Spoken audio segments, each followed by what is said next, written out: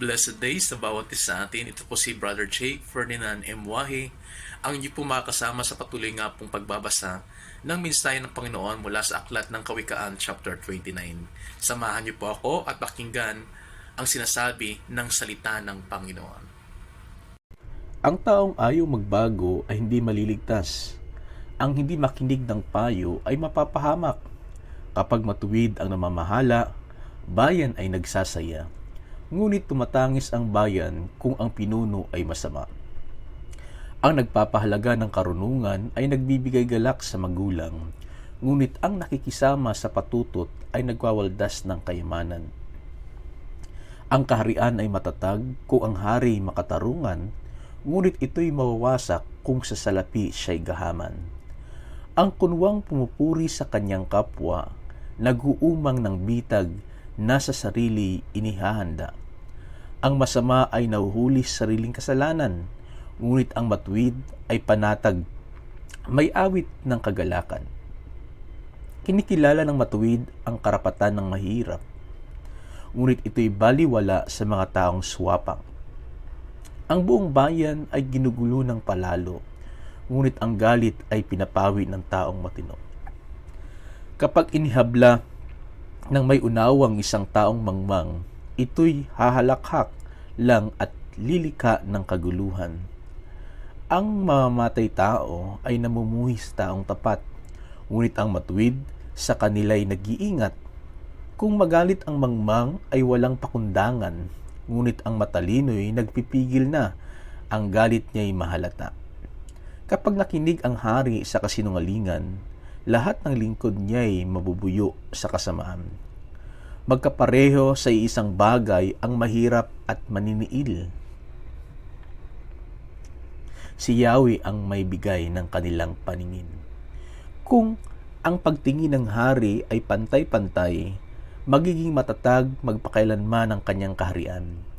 Disiplina at pangaral hatid ay karunungan, ngunit ang batang suwail sa magulang ay kahihiyan.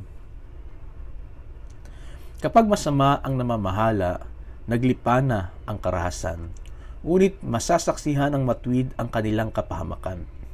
Ang anak mo'y busugin ng pangaral at pagdating ng araw, siya'y iyong karangalan. Ang bansang walang patnubay ng Diyos ay puno ng kaguluhan, ngunit mapalad ang taong sumusunod sa kautusan. Ang utusan ay di matututo kung ito lang ay pagsasabihan, pagkat di niya susundin kahit ito ay maunawaan.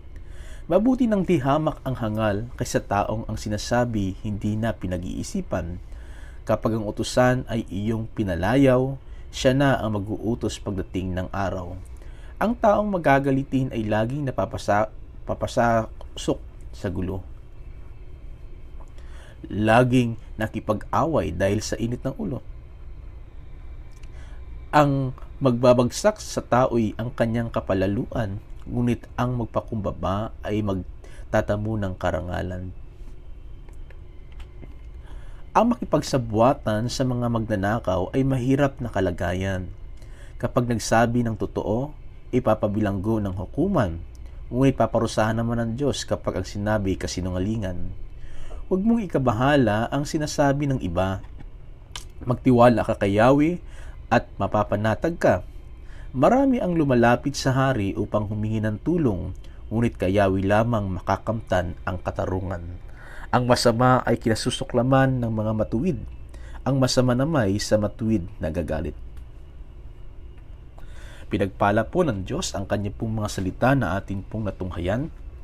Tayo po ay manalangin. Dakila't mapagpalang Diyos, Ama naming nasa langit, kami po ay nagpapasalamat sa mensahe ng buhay na amin pong natunghayan. Sa iyo pong mga aral, sa iyo pong mga pagtutuwid. Salamat nga po o Diyos, dalangin po namin ang mensaheng ito'y amin pong patuloy na maisapamuhay sa amin pong buhay. Turuan niyo po kami.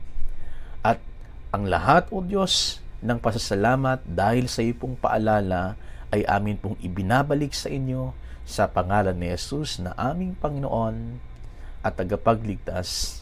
Amen at amen. Sa muli, ito po si Brother Jay Ferdinand Imwahe ang po nakakasama sa patuloy nga pong pagbabasa ng mensahe ng Panginoon mula sa aklat ng Kawikaan chapter 29. Hanggang sa muli at God bless.